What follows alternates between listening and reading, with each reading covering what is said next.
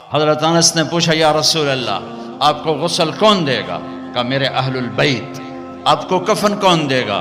کہ میرے اہل البیت۔ آپ کو قبر میں کون اتارے گا؟ کہ میرے اہل البیت۔ آپ کا جنازہ کون پڑھے گا؟ تو آپ کی آنکھوں میں آنسو آ گئے۔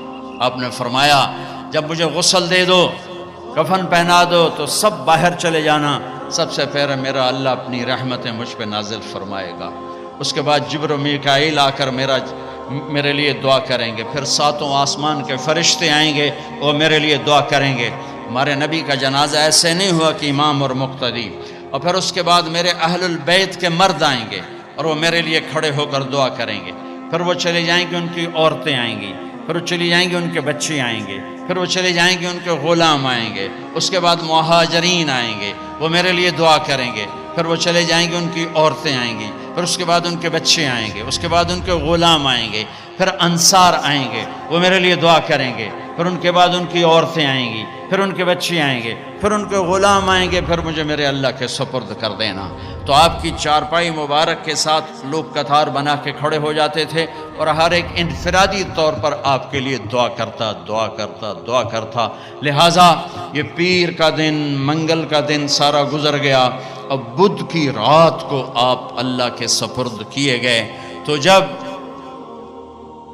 آپ کو قبر میں اتارا حضرت ابن عباس، حضرت علی نے، شقران آپ کے غلام نے، تو فضل بن عباس نے، تو جب باہر نکلے تو مغیرہ بن شعبہ قبر پر کھڑے تھے، انہوں نے اپنی انگوٹھی اتار کے قبر میں پھینک دی۔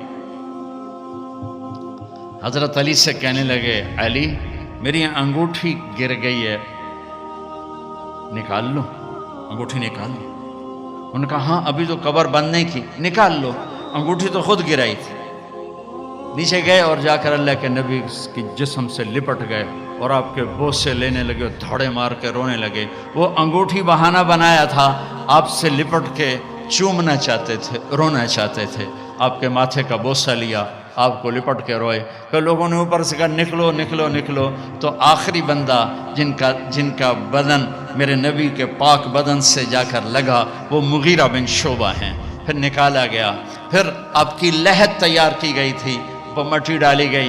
جب باہر نکلے تو حضرت انس فرماتے ہیں جناب بی بی فاطمہ رضی اللہ تعالیٰ عنہ کھڑی تھیں کہ اطابت نفوسکم ان واریتم علی رسول اللہ التراب، کس جگر سے تم نے دو جہان کے رسول کو مٹی میں چھپایا، کس جگر کے ساتھ تم نے ان کے اوپر مٹی ڈالی۔ ہاں یہی اللہ کا قانون ہے